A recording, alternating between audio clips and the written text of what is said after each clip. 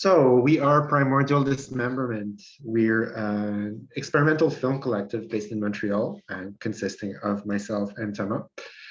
We're both graduates of fine arts at Concordia University, and soon after graduating, we decided to found this collective with the goal of combining our different skill sets and to realize projects of a scope greater than what either of us could achieve on their own. So coming out of our studies, each of us had a set of skills from cinema adjacent domains, ranging from photography, creative writing, editing, sound work. And both of us had made short video pieces prior to making Sadovnik, which is really our first work as a collective. But still, this film represented a pretty significant leap for both of us in terms of the scope of the project, its length, the diversity of techniques we used, and also in terms of making an artwork with a strong narrative element. Actually, before it became a full-fledged sci-fi film, the project kind of began as a more contemplative video art piece. So those earlier versions of the project put even more emphasis on the setting, and the idea was to give the viewer a tour of an abandoned biological preserve on a distant and inhospitable planet. And we began to shoot that piece using a documentary style approach, trying to find locations in and around Montreal that could stand in for the film's imagined setting, while also reflecting its themes of memory, nostalgia, and the preservation of life into an apocalyptic future. So this is one of those locations. This is the Laval Cosmodome near Montreal. And it's this museum about space exploration that has these really great sets that are used for interactive activities, such as summer camps where they simulate space missions. And shooting there allowed us to find a location that could illustrate the base's corridors while avoiding us the trouble of putting together these huge sets either physically or in 3D or something like that. This is another location that we used. It's the Marie-Victorin Herbarium. It's located on the grounds of the Montreal Botanical Garden, and it belongs to the Université de Montréal, and it's this huge collection of plant specimens that we were interested in including in the film as kind of these vestiges of Earth that are present on this underground base, this other solar system. We also shot some of our scenes at the actual botanical garden, so in the exhibits. So some of the greenhouses that you see in the film were shot there. And initially we used really that kind of location shooting, the documentary approach. But eventually we kind of ran into the limits of that as far as fleshing out the setting that we had in mind for the film of this abandoned space colony. So eventually we began to use some of the footage from these and other locations as plates for video compositions that would better convey the video's imaginary setting. So sometimes combining location footage with real locations, with photographic events, 3D renderings, and miniatures. This was all part of an effort to flesh out the setting in a way that wasn't really possible to achieve using only, location footage. This is another great example. So we have this scene of this hallway, this airlock where the door has been left open by the fleeing crew members of the station, and you needed to have this blizzard coming in, and it really wasn't possible to find a location that had the aesthetic that we wanted and also the environmental conditions that we wanted. So we put together this super janky miniature with a lot of flour and a fan, and it worked out great.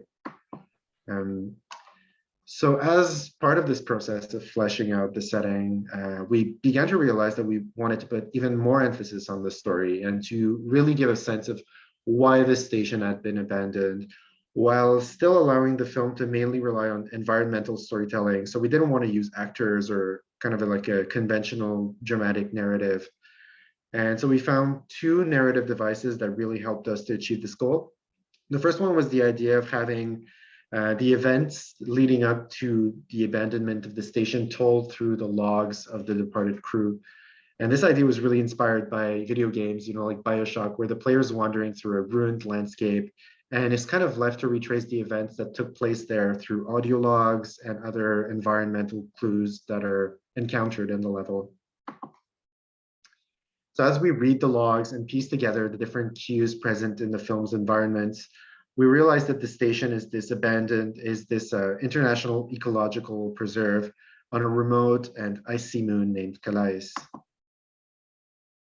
We also realized that the station was abandoned because of the danger posed by a rogue artificial intelligence named Sadovnik, which is Russian for gardener, that was responsible for maintaining the environmental conditions that made life on the base possible. The second key storytelling element that we introduced was having the camera itself become a character. So throughout the film, we look at the base through the eyes of Sadovnik itself, the same AI that's driven out the base's human inhabitants. And the film begins as the AI wakes up after a forced reboot and realizes that the base has been abandoned by looking through these surveillance cameras and conducting a biometric scan. It's also through its eyes that we look at the logs of the departed crew, and it's almost as if Sadovnik was only now sufficiently self-aware enough to understand, its human comrades' alarm at its past behavior. And it's hinted early on that this is possible because it's gained the ability to rewrite itself, to upgrade itself, and has sort of like escaped the control of its human handlers. So eventually it returns its focus on the logs of one Captain Sivan, and it's hinted in an earlier log that something really bad happened to him, but we don't know what yet at the beginning of the film. In his logs, he talks about his memories of the Earth, whom he only saw through his parents' films, which they had brought on board with them on the generation ship that brought them to Calais. And also about his vision for humanity's future on this remote moon, and about a strange dream about freezing to death in one of the base's greenhouses. And we later learned that this dream actually came true. Sivan really did die of hypothermia in one of the base's vaults sometime before the beginning of the film. Since it was Sadovnik that was responsible for maintaining the environmental conditions on the base, and since we know that its replies to some of the questions of the AI technicians that we see early in the film seem to mirror that dream about freezing in a weird way, containing references to freezing, drowning, etc. We're kind of left to wonder whether it was trying to realize Sivan's dream of becoming one with the harsh exterior of Calais, finding a way of no longer having to cower under a dome, and whether Sivan's death may not be due to a kind of terrible misunderstanding between human and the machine, or you could say maybe like a catastrophic attempt on the part of Sadovnik to empathize with a human interlocutor. And it was probably Sivan's death that convinced the other colonists to leave the station, which we see at the beginning of the film, where we see the aftermath of their having left. And we like to think that Sadovnik, in all this is learning as the viewer does at the same time, since its programming is only now sophisticated enough to consciously realize what it did unconsciously prior to the beginning of the film. As the film progresses, we begin to see these diagrams, which suggest that Sadovnik is building some kind of model of an ecosystem. The last part that's added to the model is the observer submodel, as Sadovnik begins to integrate the dreams and memories of Sivan. And this becomes the underlying architecture for the more surreal scenes that we see later, the simulated landscapes that we see later in the film. And there you have images that contain different elements of Sivan's logs. We see the forests, the oceans, the rivers, perhaps those that the colonists might have remembered from Earth, or those that they would have liked to see on Calais had their efforts at terraforming the moon and making it habitable succeeded. We also see this house near a flooded river, which is described in the last log as a scene from a film that was shot by Sivan's father on his last day on Earth before going on the ship that led his family to Calais. And perhaps that's beginning to tell us that through these simulations, there's a part of Sivan that lives on, or at least of his memories, and that perhaps Sadovnik really did afford him the unchained existence that he fantasized about in his journal. At the end of the film, Sadovnik beams those images to the shuttle in which the crew of the base is fleeing. And we even hear Sivan's voice over the comms, telling his former crewmates that he finally found the habitable planet, the world that they were looking for all this time. This in part confirms that he might live on in some form through the program.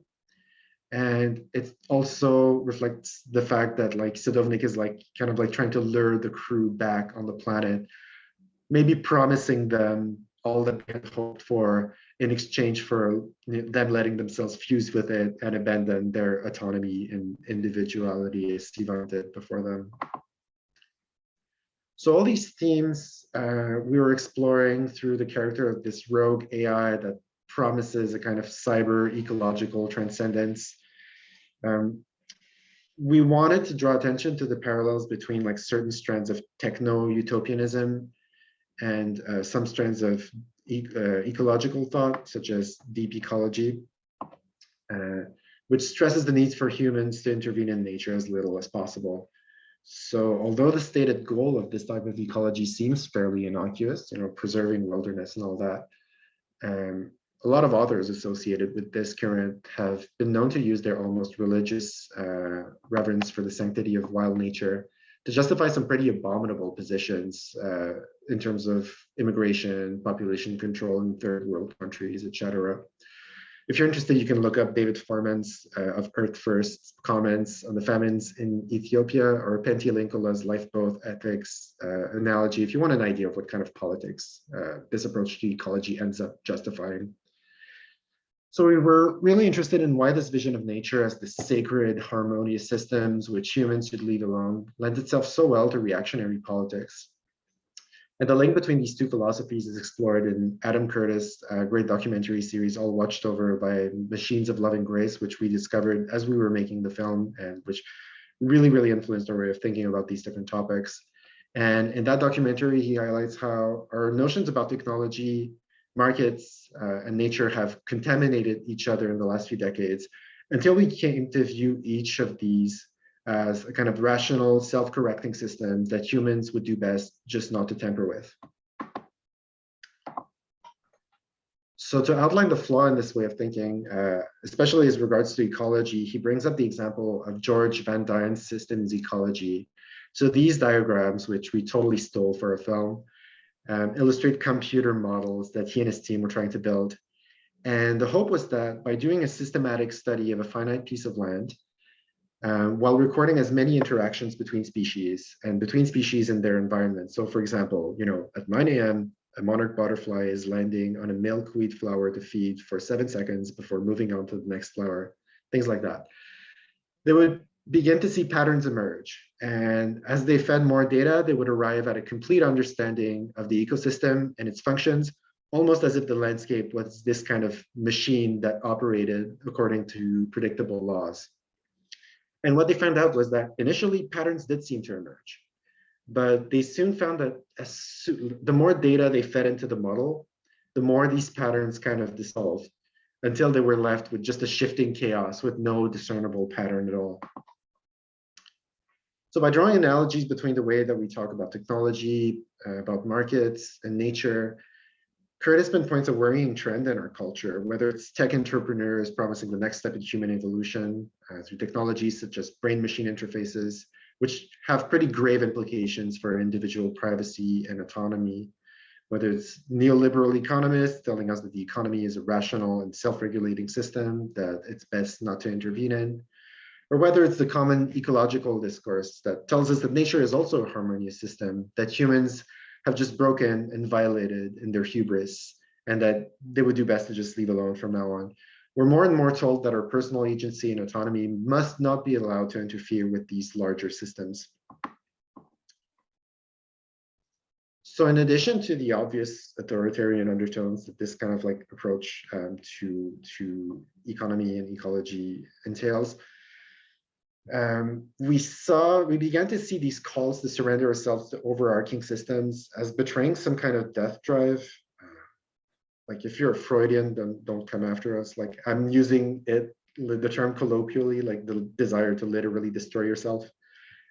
So while working on Sadovnik, we were particularly interested in one manifestation of this trend that's common in science fiction stories dealing with ecology, which is the trope of ecosystemic dissolution, for lack of a better term, It's present in this great 1971 story by Ursula K. Le Guin, where you have an empath that finds refuge from the intruding thoughts of his human shipmates by essentially becoming one with the sentient forest that the team is tasked to explore. So in this example, again, you have the idea of salvation achieved through the destruction of the individual mind and its dissolution into the grandiose totality of nature. This is a more recent example from Claude Denis' really brilliant film High Life from 2018, and where you have the character of this gardener who buries himself alive in a prison spaceship's greenhouse, preferring turning into compost to the living hell that they're forced to endure as they fly on this prison spaceship that's headed straight into a black hole, which you can't really blame him in this case. But the point is that this trope, we find that it's become so common in media dealing with ecology that we worry that the death drive that we're talking about, the self-destructive desire to surrender your individuality to the sacred system of nature, may have begun to infect even otherwise unobjectionable, good, progressive discourses on ecology. This is also partly why we're kind of uncomfortable with the common refrain that we must decenter ourselves and leave space for the agency of other beings. A personal pet peeve of mine is like the never described and like always vague parliament of the living. And it's not like these non-human beings can tell us what they want or if they want anything. So barring that, what difference is there between a parliament of the living and a deep ecological notion of nature as this kind of like sacred totality on which we should not infringe? So yeah, we fear that what lies at the heart of this fantasy of communion with nature that's so common in like a lot of art and a lot of media that deals with themes of ecology is this kind of desire to seek transcendence and salvation through union with a deified big other, belying a kind of death drive. So, the desire to abdicate responsibility and personal agency by surrendering yourself over to a system. And whether that big other is Gaia, the market, or a hive mind of people connected via Neuralink, we fear that this impulse ultimately really plays into the hands of authoritarianism. This idea that the social order must be determined by overarching systems that are beyond human control is, to us, fundamentally just a deeply conservative view. And this is a quote by philosopher Murray Bookchin and the father of social ecology that really spells out like all I've been rambling about for the last 5 minutes in one succinct paragraph, so sorry. And it's about how this deep ecological, mystical or biocentric, to use a term that's fashionable these days, approach to ecology is fundamentally maybe kind of counterproductive. So at a time when the human ego, if not personality itself, is threatened by homogenization and authoritarian manipulation, mystical ecology has advanced the message of self-effacement, passivity, and obedience to the laws of nature, which are held to be supreme over the claims of human activity and praxis. A philosophy must be developed that breaks with this deadening aversion to reason, action, and social concern. So in a way, we wanted the setting of the film, Calais, to become kind of a battleground for these competing visions of ecology. So on the one hand, you have the desire for a mystical communion with nature, embodied by Sivan and Sadovnik. And on the other, you had the alternate vision of the other colonists, those who were forced to flee the station, who were in the process of trying to turn Calais into a habitable world, perhaps modeling a model of interdependence and collaboration between humans and the life forms that it would have introduced to this new world. So a vision maybe of nature not as a given, but as a project. But this project was ultimately too profane for Sivan and by extension for Sadovnik, I guess, who would rather submit to the given environmental conditions, transform himself even to the point of losing his humanity in order not to violate, the sacredness of this barren moon. So in that way, the film mirrors, the conflict that you see in the film mirrors that of Kim Stanley Robinson's Red Mars, where you have an armed group of deep ecologists called the Reds that begins to sabotage efforts to terraform Mars in an effort to keep the red planet intact and free of human interference. So the film ends with this image of Captain Stevens' body trapped under the frozen surface of Calais. The idea was to create a sense of ambiguity about the transcendence achieved by Sivan through union with the AI Sadovnik. So at that point, maybe we should ask ourselves, like, how long can the program and its simulated worlds survive in isolation without the maintenance that was no doubt performed, on the equipment on which this program relies by the human crew of the station that's now left? What kind of communion is really possible in this isolated fantasy world? What future is there for Sivan and Sadovnik without the possibility, of real solidarity and cooperation with beings that are different from them, other than to die, or maybe worse, to endure indefinitely, like a frozen image of humanity and of a lost Earth that's forever going to be trapped in this kind of decaying digital dream?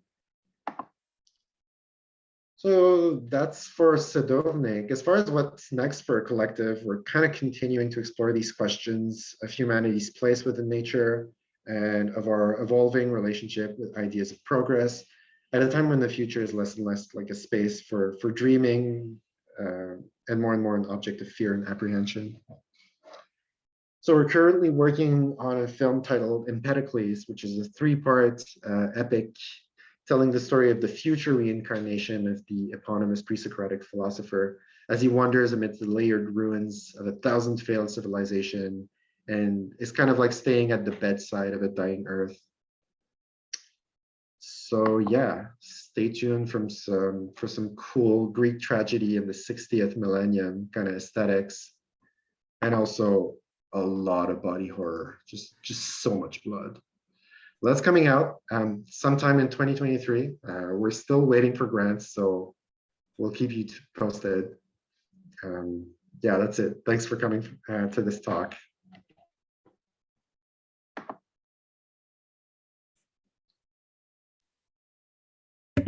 Thanks so much for that, guys. Yeah, it was really, really nice to hear you speak about that. I feel like when I first saw the film, I felt like I was piecing together the plot as I went along with it, and was sort of just discovering and figuring out what exactly was going on in this atmosphere you were painting.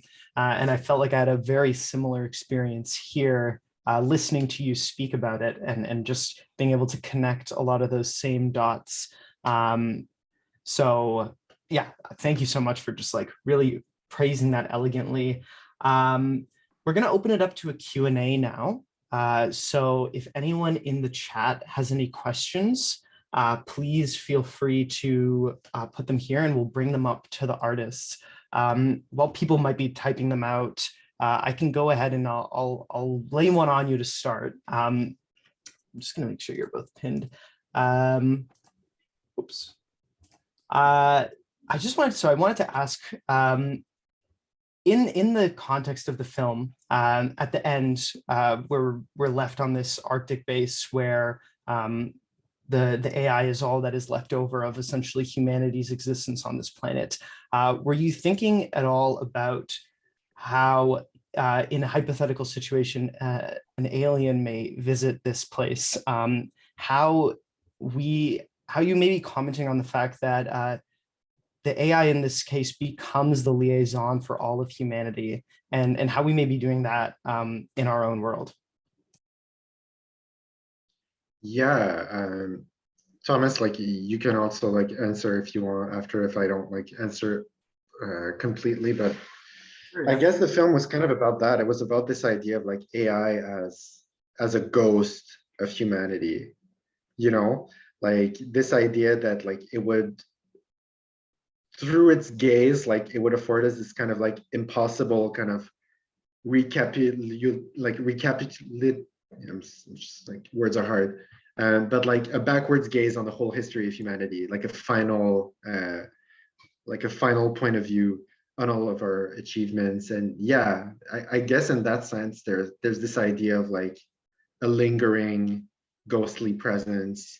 And we're also really interested in the idea that like it's not this kind of like transcendent being, it's inherited a lot of our flaws, whether it's our way of thinking about nature and things like that. So that's something we're interested in. Awesome. We have a question in the chat from Natalia. Was this shot digitally? And also great photography. And a follow-up question as well. Why did you choose to shoot in black and white? I can take that one. Thank you. Thank you very much. Yeah, we put a lot of love in the images. The film was shot in so many different ways. It's all digital, but like Mano said at the beginning of the talk, like the project evolved so much as we were crafting it, and it's the same thing for the images. But it's really like from all different sources. We started to get inspired by like some photography that I had done, some projects, and then we started shooting the video with like one vision, and then we started adding more stuff and kind of like refining the gaze of the AI. So yeah, in a way, what's the question again? Yes. Why did we shoot in black and white? The black and white is actually kind of a funny thing where we had this this inside joke that art movies were meant to be in black and white. So we were gonna shoot the thing in black and white, but actually the real reason is because of that. It's because of what I just said. We had footage from like 3 different cameras, as well as stuff that we took from the internet, things that were shot digitally, like stuff that's generated by the computer. So bringing all of this in the program, instead of having to do like this heavy color work, bringing everything into black and white for us was kind of like a way, like a purely technical way of simplifying that process and unifying that vision. Yeah.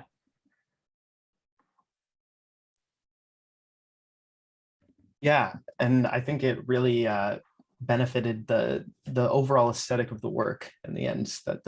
I couldn't see it in any other way but black and white now. We have another question from Marine. Oh, sorry, did you have something to say? No, I guess it just it also reinforces the kind of retro futuristic vibe. You know, you're on the station that was like maybe built by people who left Earth in like the late 80s in an alternate timeline. That's like, if you look at the dates in the film, that's the only way that like they would have been able to reach, you know, another star system using a generation ship. So it lends itself to this idea that like we're not, maybe not in the future, but in an alternate present sort of, that has this technology that's like really antiquated mixed with a super sci-fi setting. Yeah, definitely. So we have another question from Amarine. Who are your biggest filmmaking inspirations? Well, I think for this particular project, it's like pretty obvious that like the classics of science fiction, like Tarkovsky and like 2001: A Space Odyssey. We kind of like, also at the beginning, we wanted to like include more of those kind of like world building tropes. A few of them like still made their way through the movie, but like, you know, like the Star Trek, Star Wars stuff is also kind of in there. But yeah, that's for the inspiration for and the visuals of the movie, at least.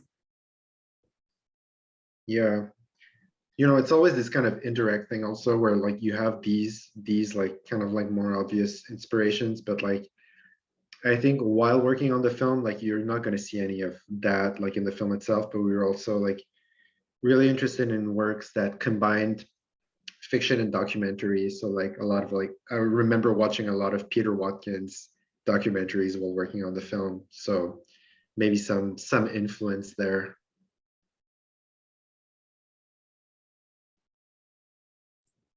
Definitely. Yeah, feel free to drop more questions in the chat. We can jump over to something that Megan asked over here, which was, so when you're making the film, how did you decide what should be filmed, what should be composited, and what should be miniaturized? What kind of considerations were you making?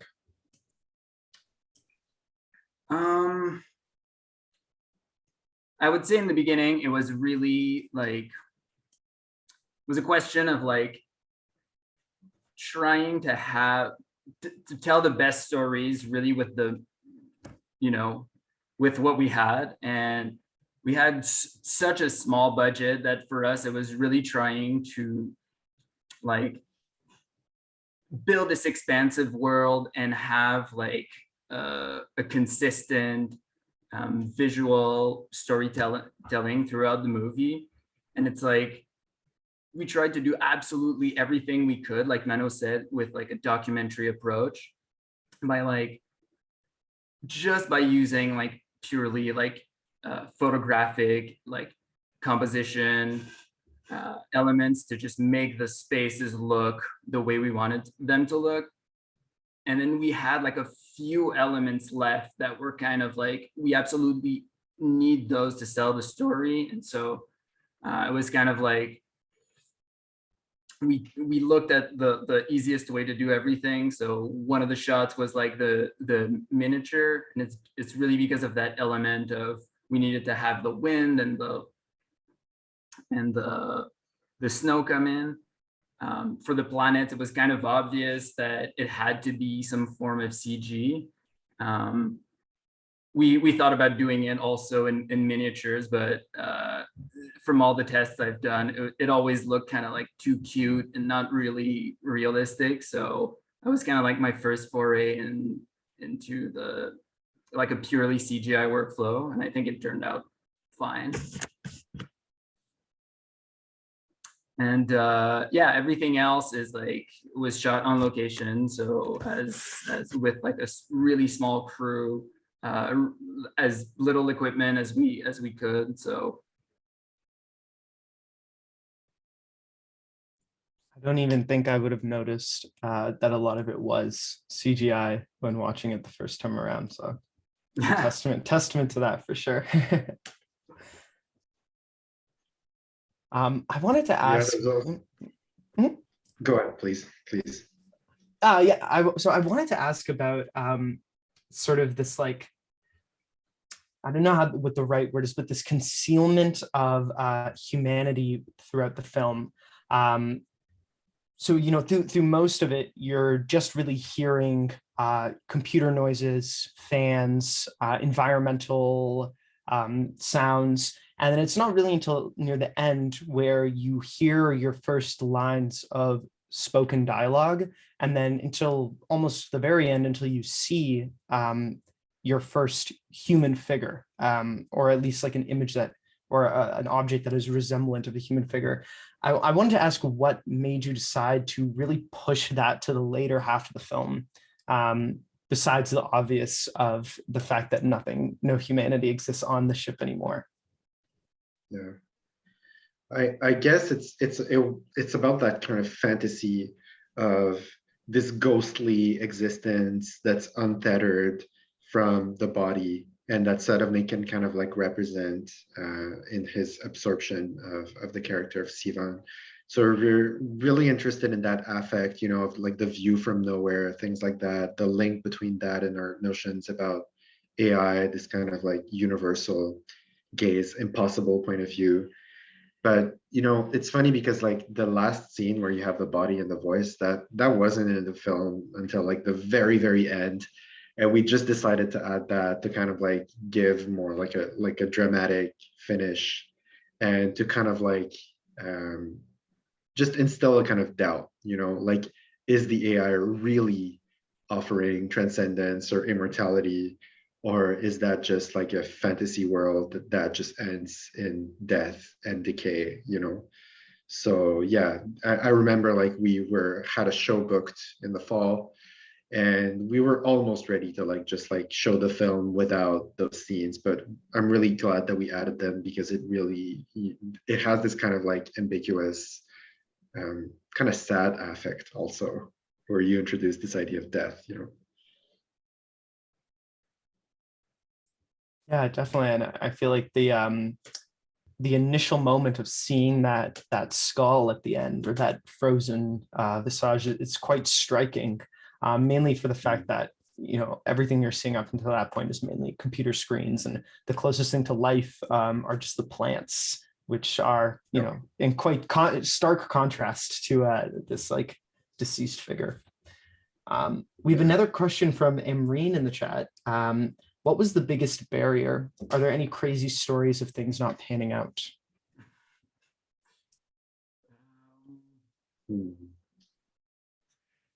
I can't think of anything specific.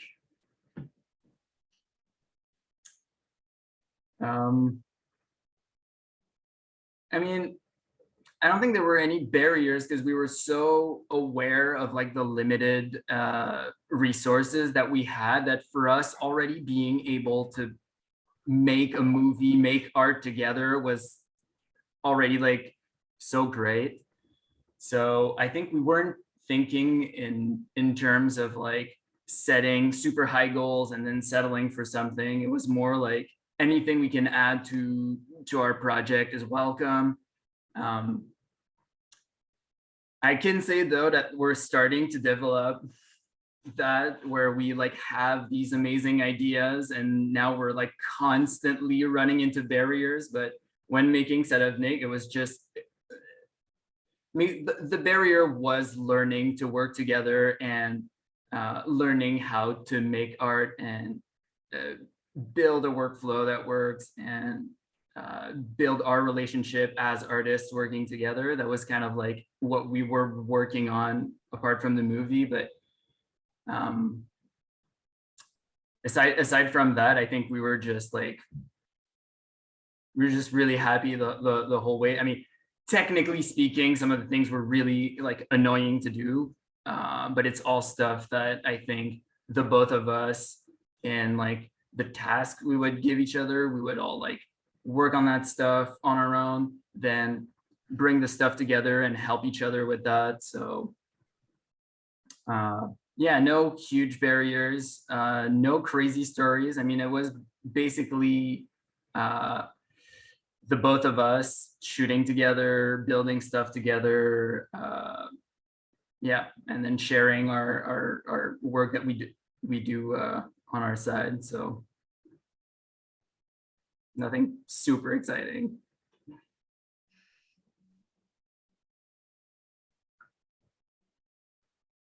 And if I'm not mistaken, this was your first official collaboration together as Primordial Dismemberment. Do you want to talk maybe just a little bit about what it was like, maybe getting into that collaborative groove and figuring out each other's artistic styles?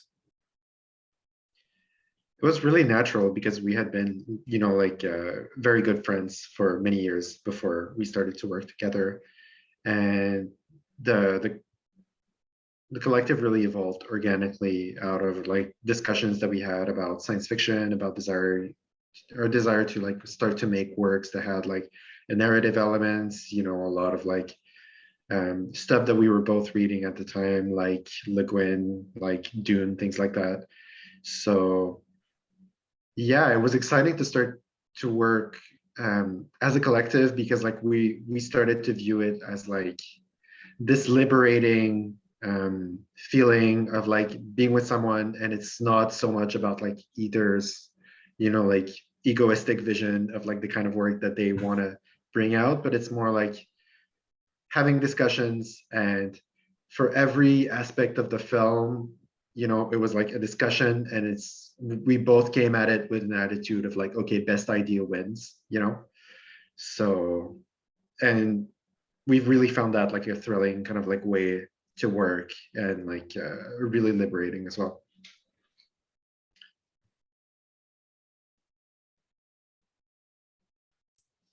That's really nice. Yeah, a lot of praise in the chat.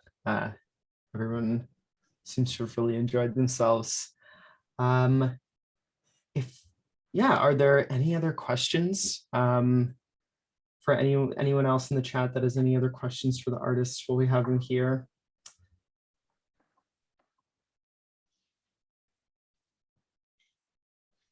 Yeah, well, I'll give people a few more because we have just a little bit more time, but I'll ask something else and in the meantime, if anyone is typing.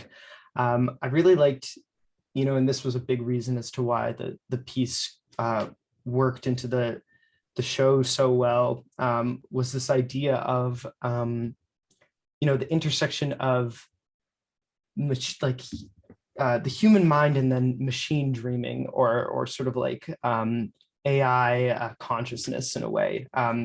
So, obviously represented through the crew member kind of becoming one with this AI.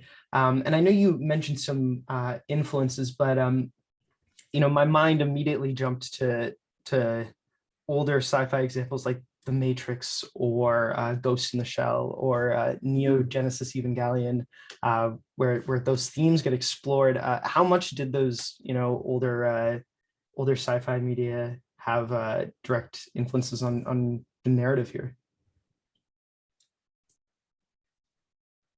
And maybe not those ones specifically, but yeah, I got into Evangelion like long after having completed this film, quite shamefully, but it is amazing. And yeah, like those different examples were definitely things that we had in mind. Also, as far as like, I don't know how, like to what extent we succeeded, but we wanted to make a film that kind of like escaped, like, I guess, like common tropes of like art films, or like the aesthetic of like an experimental film, and trying to make something that like could, I don't know, like look cool in a way, like have an aesthetic that was like more unique, and not being afraid to like go into that kind of like flirt with these pop culture influences. But like, as far as like this film goes, like the big influence was kind of like the narrative conventions of video games. So maybe less so like Ghost in the Shell, but like things like System Shock, for example, or like BioShock that we named, like those games where you're exploring these abandoned landscapes, like really fit well and really gave us a lot of ideas as to how to tell a story using only environments, and trying to like adapt those conventions, which are kind of like born out of the necessities of an interactive mediums, and just like forcing them into cinema and seeing what happens. Yeah, and also like I think in a broader sense, like we were influenced so much by all of that stuff because we knew we were making a short movie, and we knew we were making a movie without direct dialogue. So it was really important for us to like really sell all the environments and all that stuff, and tell as much detail as possible with the visuals, so that in the text, because there's already like so much reading, to really like leave as much space as possible in that story space to develop the story. So we spent quite a while crafting the look of the screens and all the various equipment that you see, like in which TV, this or that, and all the knobs and the stations that you see, just to make it really clear that we're in that type of world, right? So that we wouldn't have to spend, like story currency to explain all of that stuff, where we're at in time and space. So yeah, definitely visually, I would say like that stuff has been like really influential, especially since we're like looking at screens all the time. Yeah, absolutely. One last question, and then I think we'll probably be out of time. From pure memory, what are your personal thoughts on the hard problems of consciousness? Do you think consciousness is computational?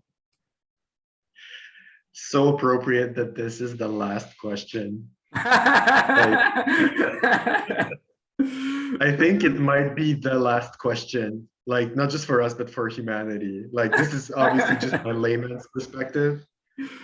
I'm really not like qualified to speak on this, but my intuition is that like, just as someone who reads a lot of sci-fi and is like has a layman's interest in those things, I think that like we're kind of reaching these problems that we're not going to solve very quickly. Like I think that science like made a lot of progress, obviously like in the recent years, but once you get into like neuroscience and this stuff, you know, to hear like Elon Musk talk, it feels like we're like decades away from like fully mapping out like the human mind and like being able to interface with it. And like when you look at like anyone who's actually working in neuroscience or artificial intelligence, they're like, this is like centuries away. Like we haven't like, you know, like even begun to put a dent in that question. So like as far as the human, like the hard problem of consciousness goes, like I think it's a first, it's a bad question to ask to artists. Don't ask artists for those questions. But like, I think we're gonna spend like the next few millennia trying to solve that one.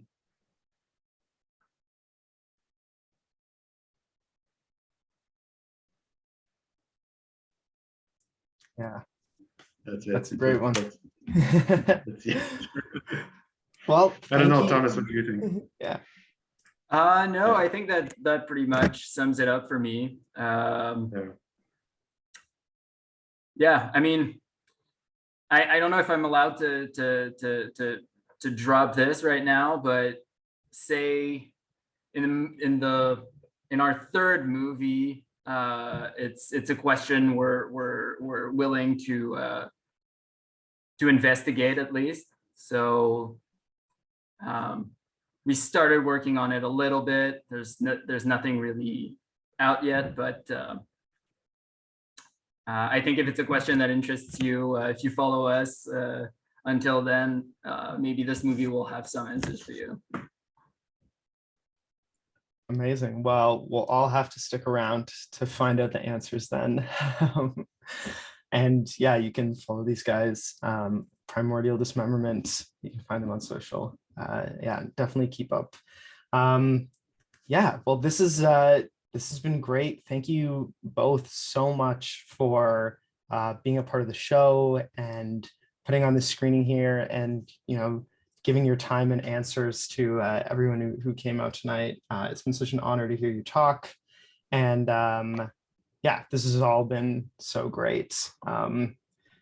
And yeah, with that, I think we're gonna call it a night and wrap things up. But if you have any final words to say, feel free to say them now. Just thank you. Thanks. Yeah. Thank you so much. Very For appreciated. setting this up. Yeah, no And problem at all. thanks to everyone who came for the screening and the talk and for all those great questions. Like we're really thankful to get to chat with you guys.